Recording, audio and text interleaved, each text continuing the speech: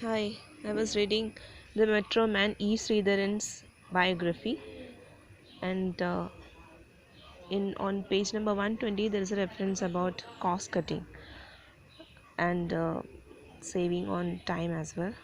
Okay, it's about the Konkan. I'll just have translated to the best of my ability. It goes like this: Konkan Railway project works were based on teams' mutual trust and belief.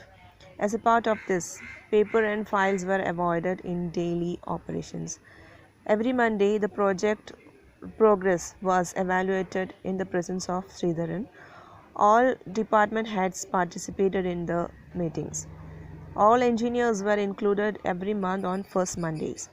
All problems related to the work progress were discussed and solved in these meetings. Any delay and problems in the last week's assigned works were cleared first, and coming week's works were assigned next. The interesting part was that the minutes or decisions were not written down on even a piece of paper. This reform was a decision by Sridharan himself. According to him, it was just a waste of time. Every participant in the Konkan project was aware of the day-to-day operations and activities. Then why waste time on unnecessary paperwork? This was the logic of Sridharan. The important fact was that this way of working helped to win the confidence of colleagues and improve team spirit, equal responsibility and willingness and self-confidence.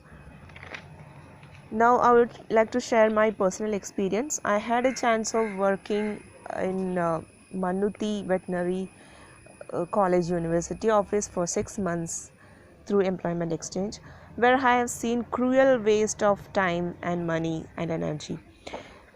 Just to employ more people, they refuse to use the technology even when it is easily available within the office.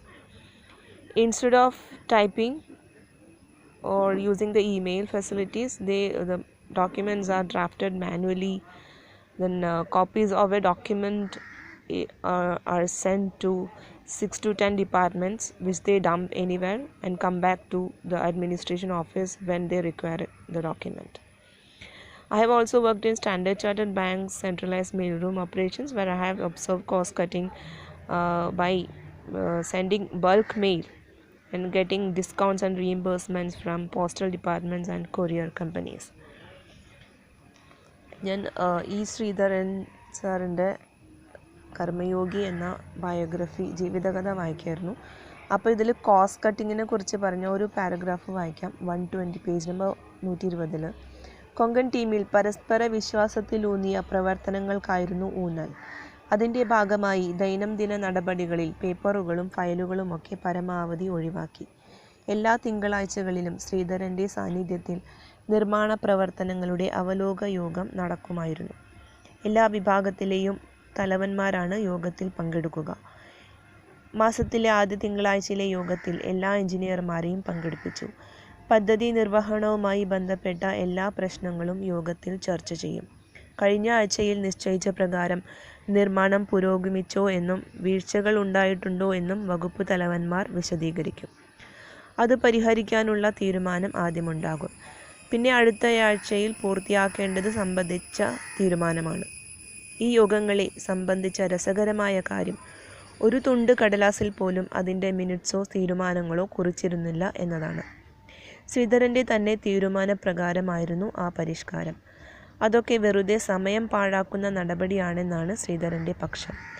Konkan പദ്ധതിയിൽ പങ്കാളിയായ മുഴുവൻ പേർക്കും ഓരോ ദിവസവും അവിടെ എന്താണ് സംഭവിക്കുന്നതെന്ന് കൃത്യമായി അറിയാം.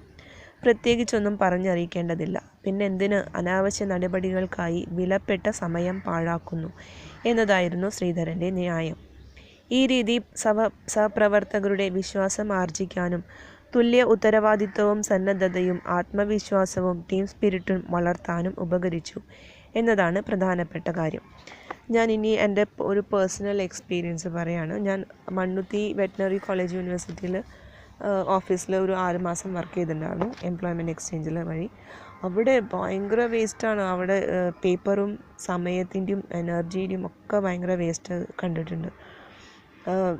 കൂടുതൽ ആൾക്കാരെ ജോലി കൊടുക്കാൻ വേണ്ടി മാത്രം ആ ഒരു ഓഫീസിലുള്ള ടെക്നോളജി ഉപയോഗിക്കാൻ തയ്യാറല്ല അവർ. ഓരോ ലെറ്റേഴ്സും മാനുവലാണ് ഇരുന്ന് എഴുതുക, കുത്തിപ്പിടിച്ചിരുന്ന് എഴുതും. എന്നിട്ട് അത് ഒരു തെറ്റ് പറ്റുന്നുണ്ടെങ്കിൽ വീണ്ടും അത് പേപ്പർ മാറ്റണം, എല്ലാം വീണ്ടും എഴുതണം.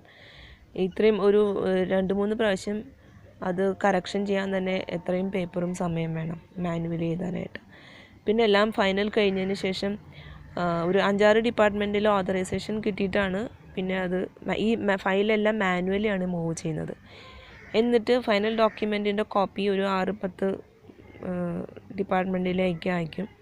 അവരത് എവിടെയെങ്കിലുമൊക്കെ ഇടും. എന്നിട്ട് വീണ്ടും അതിൻ്റെ കോപ്പി എപ്പോഴെങ്കിലും ആവശ്യം വരികയാണെങ്കിൽ വീണ്ടും ഈ ഓഫീസിലേക്കാണ് വരിക. അവർക്ക് കൊടുത്ത കോപ്പി അവർ സൂക്ഷിച്ച് വയ്ക്കില്ല. പിന്നെ വേറൊരു കോസ്റ്റ് കട്ടിങ് ഞാൻ കണ്ടിട്ടുള്ളത് സ്റ്റാൻഡേർഡ് ചാർട്ടേഡ് ബാങ്കിൻ്റെ സെൻട്രലൈസ് മെയിൽ റൂം ഓപ്പറേഷൻസിലാണ്. അവരവിടെ ബൾക്ക് മെയിലൊക്കെ അയച്ചിട്ട് പോസ്റ്റൽ ഡിപ്പാർട്ട്മെൻറ്റിൽ നിന്നും കൊറിയർ കമ്പനികളിൽ നിന്നും വലിയ ഡിസ്കൗണ്ട്സ് വാങ്ങിക്കുന്നത് കണ്ടിട്ടുണ്ട്. Okay, thank you. Share your suggestions and opinions.